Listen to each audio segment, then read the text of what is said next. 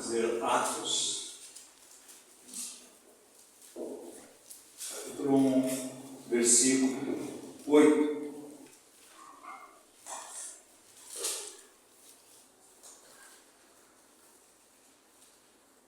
Mas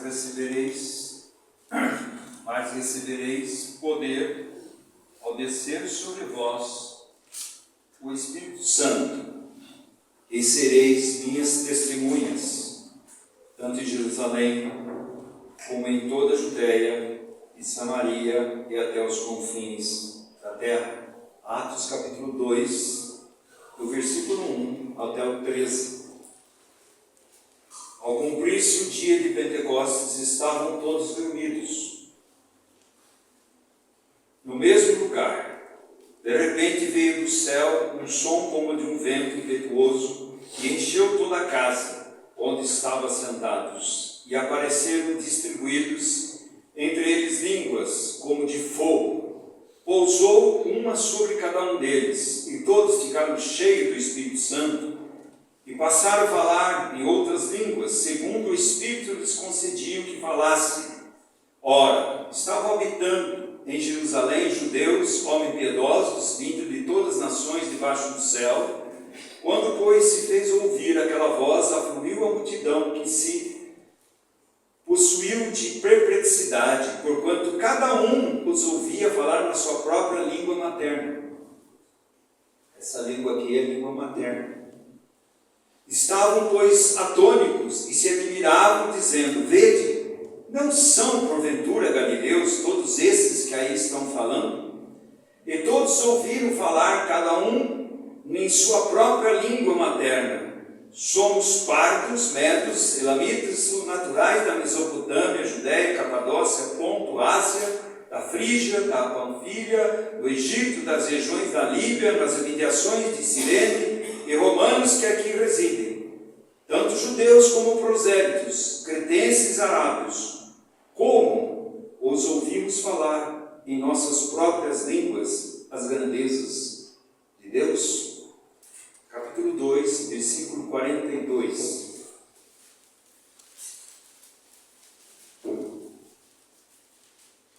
E perseveravam na doutrina dos apóstolos, na comunhão, no partir do pão e nas orações. Vamos orar. Pai querido, eu preciso imensamente do Teu Espírito, Senhor. Precisamos do Teu falar, do Teu ensinar, do Senhor nos conduzir a toda a verdade, e que o nome de Jesus seja glorificado. Ajuda-nos, Senhor. Tu que conheces nossas vidas, nossas falhas, o Senhor conhece a nossa fraqueza, mas nós dependemos da sabedoria e do poder de Deus, Senhor, para que a Tua palavra seja proclamada com autoridade e graça. Em nome de Jesus que eu oro. Amém. Amém. Amados irmãos, eu gostaria de, nessa noite, falar um pouquinho sobre uma vida cheia do Espírito Santo de Deus. Por isso eu vou voltar para Lucas e gostaria que vocês tivessem uma Bíblia aberta e nós vamos discorrer na Bíblia. Lucas, capítulo 24, versículo 49.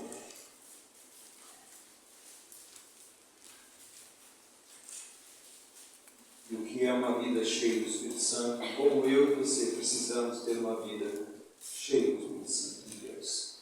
Existe, irmãos, como nós viemos de algumas igrejas, onde falar sobre o Espírito Santo de Deus era colocado como você seria um pentecostal.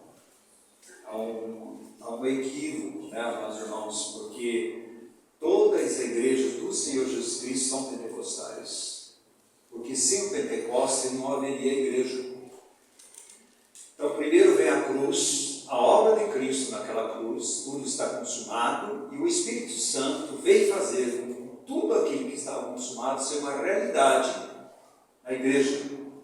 E a igreja, ela começa em Apocalipse, em Atos capítulo 2.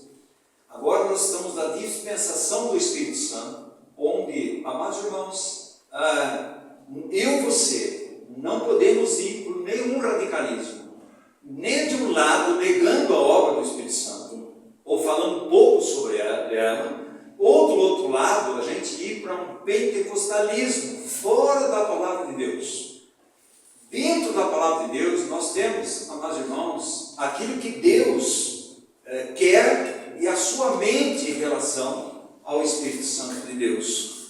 Eu posso dizer aqui, quando aqueles discípulos, depois que Jesus foi morto, e eles que a maioria não creram na ressurreição de Jesus, eles estavam escondidos nas casas, as casas fechadas, e Jesus entra no meio deles, ressurreto, e diz: paz seja convosco, e ele faz isso 3 vezes. Paz seja convosco. Aí ele diz para aqueles amedrontados, covardes, aqueles que ouviram a palavra de Deus, mas precisavam ganhar a realidade, a dimensão da vida de Cristo, da ressurreição de Cristo, e o que Cristo tinha feito naquela cruz, que Cristo tinha vencido o pecado, o mundo, a morte, Satanás, a carne.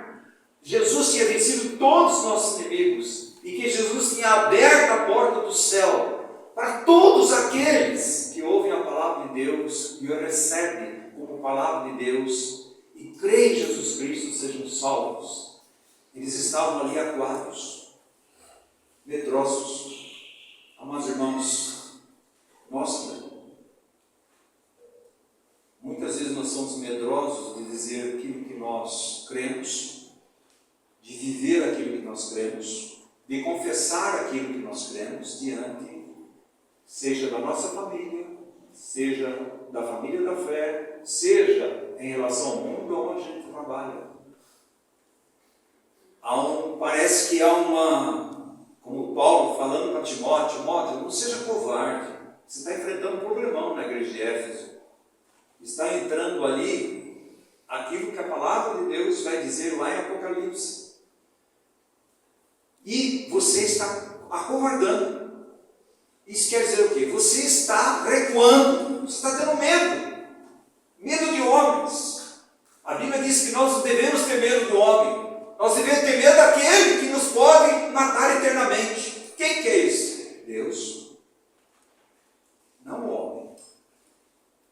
E aqui, meus irmãos, você vê aqueles discípulos, ele diz: eis que envio sobre vós a promessa do meu Pai, permaneceis, pois, na cidade, a que do alto sejais revestidos de poder. Esse poder que as pessoas confundem com os dons. Dentro do poder de Deus estão os dons, mas os dons, você pode ter o dom e não ter o poder de Deus. A igreja de Corinto era uma igreja assim, tinha todos os dons, mas cadê o poder de Deus para tratar as suas vidas pessoais, sua vida conjugal, sua vida de relacionamento com o outro, a relação de casamentos, a relação em relação à ceia, a ressurreição de Jesus. Eles estavam totalmente crianças, infantis, e profetizando e falando em línguas, e todos aqueles dons que são bíblicos, mas não autentifica uma vida cheia do Espírito Santo. E nós vamos ver o que é uma vida cheia do Espírito Santo, amados irmãos, que eu e você nós precisamos. Quando você vê a palavra de Deus diz em João capítulo 4, a mulher samaritana, aquela mulher que estava seca, porque a palavra de Deus diz que vós estáveis mortos nos vossos delitos e pecado. Amados irmãos, aquele que não tem a Cristo, não tem a água da vida, está morto, está seco, está bebendo do poço desse mundo que não descedenta a sua sede. E aqui Jesus, vai diante daquela mulher, e é Jesus que vai ela está no poço de Jacó. Ali está 2 fontes, uma fonte terrena, esgotável, e uma fonte celestial, inesgotável. Aquele que veio salvar o mais pecador, como eu e você. E Jesus conversa com ela. E Jesus falou: olha, se você beber dessa água, você jamais terá sede. Ela falou: então me mostre esse poço, porque eu não quero nem tirar água mais desse poço. Eu não preciso nem ter esse trabalho para tira a água. Jesus está falando da maior necessidade da alma da pessoa. É a presença de Cristo. Uma sequidão, está morto nos nossos delitos e pecados.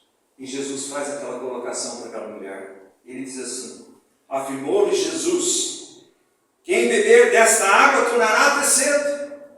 Talvez você tenha buscado a água em qualquer outro lugar, em filosofias, buscado nos gurus desse mundo, mas você nunca vai descedentar a sua sede. A sede que nós temos, diz Eclesiastes, que no homem existe, no homem, uma eternidade no seu coração. Ele sabe que existe uma eternidade. E essa eternidade está totalmente vazia, porque essa eternidade só pode ser preenchida por Jesus Cristo. Só Ele vai descedentar completamente a minha vida e sua vida. Isso não quer dizer que a ausência de dificuldades, problemas, isso sempre vão ter. Mas, meu amado irmão, nós temos dentro de nós aquele que bebe dessa água que é Jesus Cristo. A palavra de Deus diz: aquele que, porém, que beber da água que eu lhe der, nunca mais terá sede. Não tem sede mais de vida eterna, que já tem. Não tem sede mais dos seus pecados ser perdoados, que já foram. Não tem sede mais, amados irmãos, no sentido de aplacar a sua alma perdida e seca, porque ela foi inundada pela graça de Deus naquela cruz. E Jesus disse para ela: nunca mais terá sede, pelo contrário, a água que eu lhe der será nele uma fonte a jorrar para a vida eterna. Então nós temos duas ações, uma ação dentro e uma ação fora. E é isso que nós precisamos trabalhar. O novo nascimento, amados irmãos, é o início de uma grande caminhada de Deus. O novo nascimento é o início. A cruz, amados irmãos, é o ápice da obra de Cristo, ali naquele Calvário. Mas sem o Pentecostes, amados irmãos, a cruz é vazia. Você nunca deve desvincular a cruz e o Pentecostes. E olha o que aconteceu no Pentecostes. Aqueles covardes, aqueles medrosos, depois do Pentecostes, amados irmãos, do seu interior fluíram lá rios de água viva. Eles enfrentavam, Pedro enfrentou o Sinédrio, 70 pessoas do mais alto gabarito. Diziam assim: quem é esse cara? Esse não é aquele letrado, aquele pescador? Mas ele estava cheio do Espírito Santo. Ele estava cheio de diploma, de PhD, ele estava cheio do Espírito Santo de Deus. Porque o Espírito Santo de Deus, já falei aqui para os irmãos, ele vem fazer 5 coisas. As pessoas acham que está cheio do Espírito Santo, é falar em línguas e profetizar. Se Deus quiser permitir, graças a Deus, mas isso não é o foco. Porque isso é para a edificação da igreja. O foco de Deus é fazer lembrar, ensinar, testemunhar Cristo, guiar a toda a verdade e glorificar a Cristo. Essa é a função máxima do Espírito Santo, que é o outro Consolador. Como é que ele me consola? Ensinando, lembrando, testemunhando, guiando a toda a verdade, glorificando a Cristo. A consolo em nossas vidas. Agora, amados irmãos, por outro lado, você vai caminhar um pouquinho mais em João capítulo 7. E ali estava um local, havia uma sede tremenda.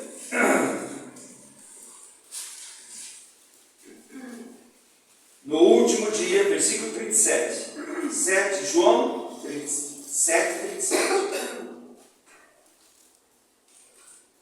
No último dia, o grande dia da festa, levantou Jesus e exclamou: se alguém tem sede, vem a mim e beba. Mas você está numa festa, todo mundo bebendo, está cheio de água, mas a água do poço de Jacó, não descedeu, é a água desse mundo. E Jesus vai mostrar qual é a água verdadeira que descedenta eternamente a nossa alma. Obrigado, irmão. Obrigado. E ele vai dizer aqui: quem crer em mim, como diz a Escritura, do seu interior fluirão rios de água viva. O que quer dizer isso? É Cristo em mim. Cristo em mim. É Cristo em nós. É Cristo vivendo em nós. Essa água viva, amados irmãos, é o caráter do nosso Senhor Salvador Jesus. Esse é o dom de Deus. E Ele prometeu aqui. Ele diz assim: isso Ele disse com respeito ao Espírito que havia de receber os que nele crescem, pois o Espírito até aquele momento não fora dado, porque Jesus não havia sido ainda glorificado. Agora Jesus foi glorificado, Jesus sentou direito de Deus Pai, e Deus mandou o seu Espírito Santo da promessa. E quando estavam todos reunidos, todos eles ali, 120 pessoas, foram cheios do Espírito Santo de Deus, e todos eles falavam uma linguagem única, glorificavam a Deus com a sua própria língua, e todo mundo entendia. É como se todo mundo estivesse falando aqui japonês, e todos nós aqui entendíamos na nossa própria língua português. Vou entrar nesse assunto, capítulo 14 de Atos, amados irmãos. Tanta confusão que existe nesse meio. Você vai ver o que é essa vida cheia de Espírito Santo. Por que Deus fez isso? É impossível você viver, é possível você ganhar as realidades da cruz de Cristo sem a ação do Espírito Santo de Deus. É impossível enxergar quão pecador eu sou sem a iluminação do Espírito Santo. É impossível nós vermos as glórias de Cristo naquela cruz, maldita, mas para nós bendita, se não for pela revelação e iluminação do Espírito Santo de Deus. Amados irmãos, vivemos vidas secas, porque nos falta uma vida cheia do Espírito Santo de Deus. E uma vida cheia do Espírito Santo de Deus é uma vida cheia de Cristo. É uma vida cheia da sua palavra. É uma vida que tem, amados irmãos, o caráter de Jesus Cristo formado em nós. Vamos caminhar mais um pouco, irmãos. Jesus promete. Agora, essa vida cheia do Espírito Santo não há limite. Quem é que limita essa vida cheia do Espírito Santo? Nós. Nós limitamos. Nós temos tanta tranqueira na nossa vida, no nosso coração. E não tem outro nome, irmão. Porque tranqueira não serve para nada. Devia chamar um caminhão de lixo e jogar lá em cima para ir embora, porque não presta. Infelizmente, nós somos acumuladores de coisas que não prestam. De lixo. Que lixo é esse, Oswaldo? O ego, o egoísmo, a arrogância, a autossuficiência, a autodependência, a autoglorificação. Eu sei o que eu faço na minha vida, não precisa perguntar para Deus. Eu sei, eu estou no controle da minha vida, eu sei o que estou seguindo. Ah, meus irmãos, nós estamos em descontrole total se nós estamos sendo guiados pelo Espírito Santo de Deus. A Bíblia diz: aqueles que são filhos maduros são guiados pelo Espírito Santo de Deus. E aquele que não tem o Espírito Santo de Deus não é filho de Deus. E para ter o Espírito Santo de Deus, tem que nascer de novo. A palavra de Deus diz: a todos quanto receberam e creram no seu nome, Deus deu o poder de serem feitos filhos de Deus. E agora, porque são filhos de Deus, ele ganha o quê? O Espírito do Pai, o Espírito de Cristo, o Espírito Santo de Deus nos selando, colocando em nós. Eu sei que eu vou chegar lá, porque eu fui selado pela graça de Deus. E ninguém pode tirar. A carta já foi selada, está indo. Apesar de mim, apesar de você. Por um lado, meus irmãos, um oceano de Deus para mim e para você. Você olha para a vida de Paulo e fala: por que Paulo é aquela vida? Era um homem cheio de Espírito Santo. Por que Estevão enfrentou o tribunal de Paulo ali e dos sacerdotes e glorificou a Deus naquele momento? Uma vida cheia de Espírito Santo. Nós enfrentamos nossos problemas murmurando. Estou falando murmurando. Nós enfrentamos nossos problemas sempre, amados irmãos, sem esperar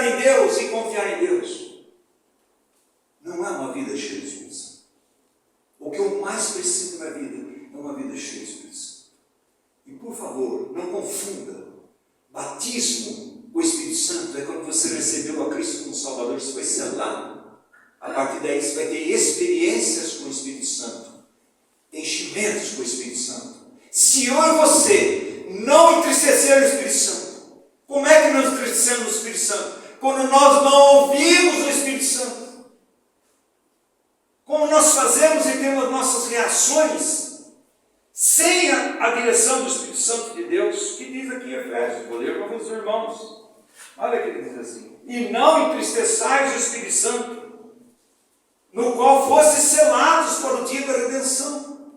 Você foi selado para o dia da redenção. Que dia da redenção? O dia que Jesus vier. E nós vamos ser redimidos eternamente. E ele diz: longe de vós toda amargura. E isso daí entristece o Espírito Santo. Cólera, gritaria, blasfêmias, e bem com toda malícia. Tudo isso entristece o Espírito Santo de Deus. São entulho. Por isso que Isaac tinha que desentulhar os poços que Abraão cavava. Porque os filisteus, a religiosidade, o ego, a arrogância, a autossuficiência, o ego ferido, entulha a ação do Espírito Santo em nossas vidas. E ele fala que antes sede uns para com os outros, benignos, compassivos, perdoando uns aos outros, como também Deus em Cristo Jesus os perdoou. Mas a palavra de Deus também diz: não apagueis o Espírito Santo. Amados irmãos, como é que nós estamos vivendo? Você tem visto um jorrar de água viva de você? Naquilo que nós falamos, nas nossas atitudes, nosso comportamento, o nosso caminhar. Não existe vida cheia de Espírito Santo se eu e você não negarmos a nós mesmos dia a dia e tomar a nossa cruz e seguir Jesus. Não existe. Não existe vida cheia de Espírito Santo se nós não tomarmos o que Paulo disse a ele. Ele diz assim: trazendo o meu corpo no morrer de Jesus, para que a vida de Cristo se manifeste em minha morte, mas em vocês a vida, jorrando a vida de Jesus Cristo. O mundo está cansado de falatório, está esperando os crentes viverem como filhos de